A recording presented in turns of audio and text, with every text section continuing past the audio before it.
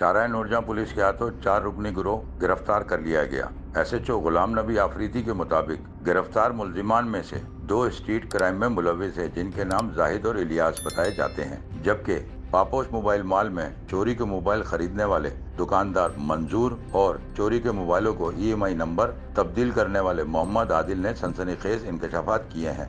शारा नूरजहां पुलिस ने खुफिया इत्तला पे कार्रवाई की है, जिसमें से 4 मुलजिमानों को गिरफ्तार किया है।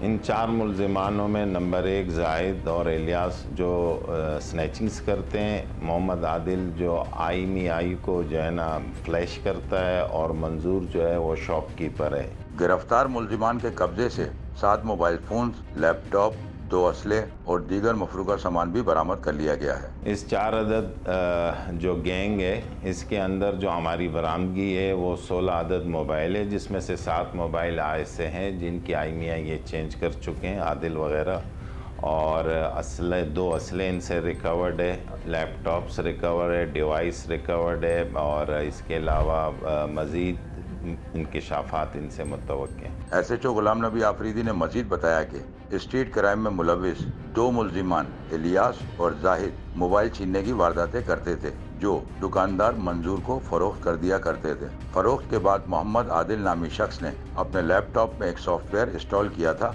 जिससे वो चोरी शुदा मोबाइलों के EMI नंबर तब्दील करके मार्केट में फरोख्त करता था। गिरफ्तार मुलजिमान से मजीद इंकशाफात की तवक्को है। मजीद वीडियोस देखने के लिए हमारी वीडियो को लाइक करें, सब्सक्राइब करें और बेल आइकन को जरूर क्लिक करें, ताकि आने वाली वीडियो आप तक बआसानी पहुंच सके।